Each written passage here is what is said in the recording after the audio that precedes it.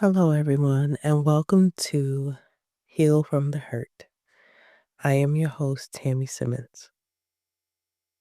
I know that it has been a year since my last podcast episode, and it has been a year because, and I may have said that in my last episode, but because my brother passed away September 24th, 24th, and then my dad passed away 4 months later in January, 30th to be exact. And when I made my last episode, it was February 2nd.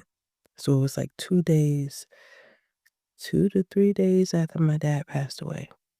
And I didn't know how it was going to hit.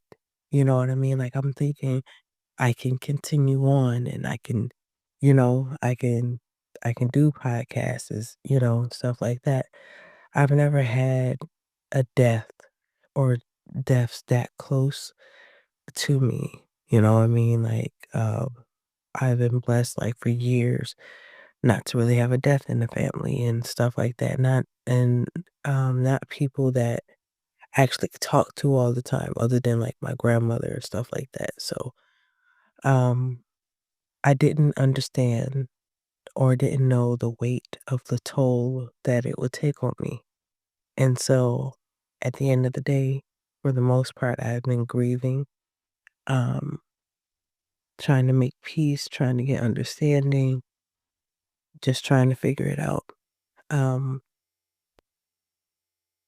and basically coming to terms with the fact that I won't have my brother or my dad with me for the rest of my life.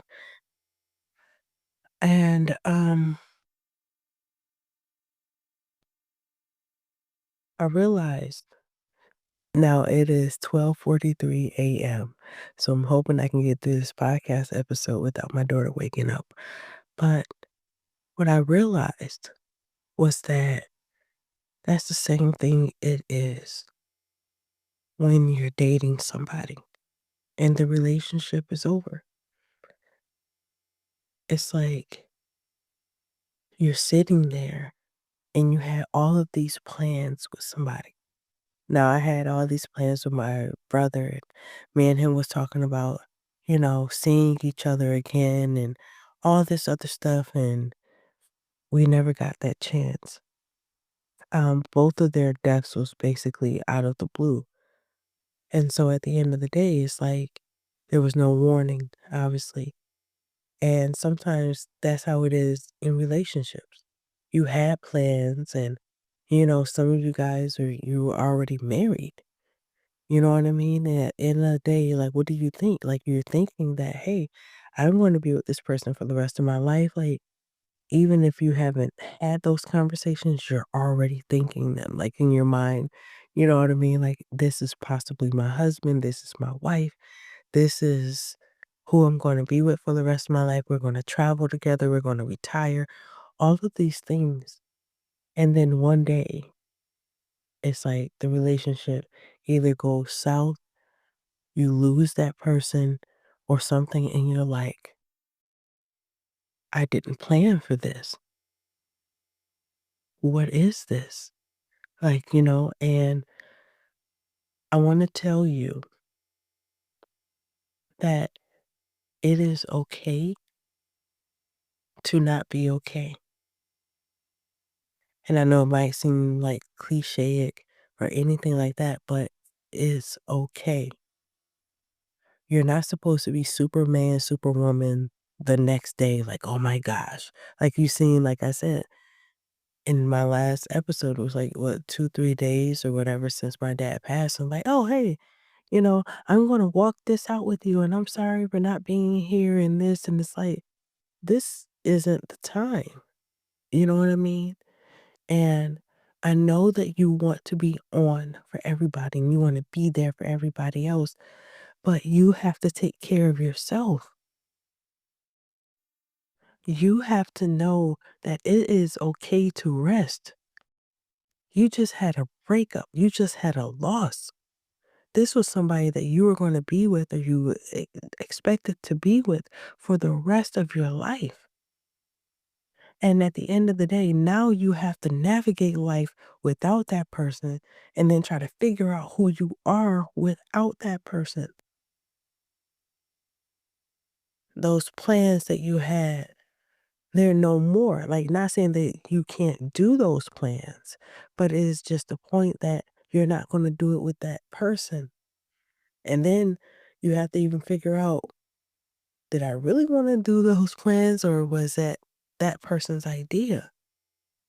One of my favorite movies is Runaway Bride. And the thing that I like is like when the reporter Richard Gere asks all her ex-husbands or I don't think the ex-fiancés, um, what was her favorite egg, you know? And basically everybody that she dated, she liked the same egg they had. And so now, like when she wasn't with any of them, now she had to figure out what kind of eggs that she likes for herself. And sometimes that's how you have to be once the relationship is over. What do I like? And you gotta start thinking of yourself. Like, you know what I mean? At some point, you had to think of two people's opinions and all these other things. And now that you don't have anybody with you at that moment, now you have to figure out, what do you want? My encouragement is it is okay to grieve. Take all the time that you need. People around you may not allow you to do that.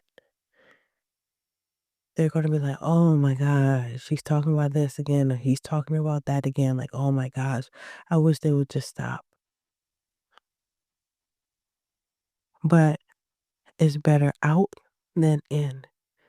You don't want all of that to kill you, to take over you. You need to get that out. And even if it's not with your friends, get it out with a therapist. When I tell you, for the most part,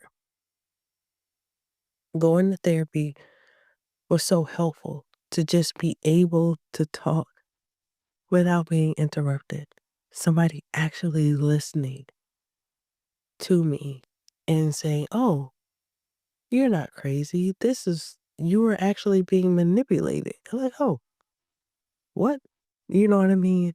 And basically, somebody actually calling out the abuse that I was going through, throughout my life. And so you're like, oh, I didn't know that because you know that something isn't right, but you don't really have the knowledge, like not the knowledge, but you don't really have the words or the vocabulary for it.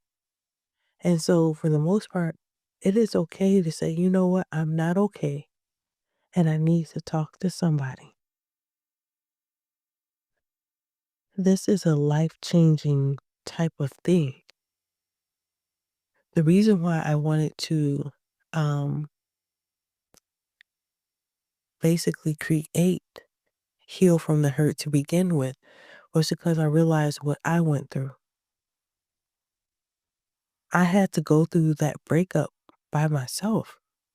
It was me on the floor praying to God. It was me. It was, you know, not being able to talk to friends because it's like, you're probably tired of me talking about this and stuff like that. And you're thinking all these different things and like, is this it, did I make a mistake?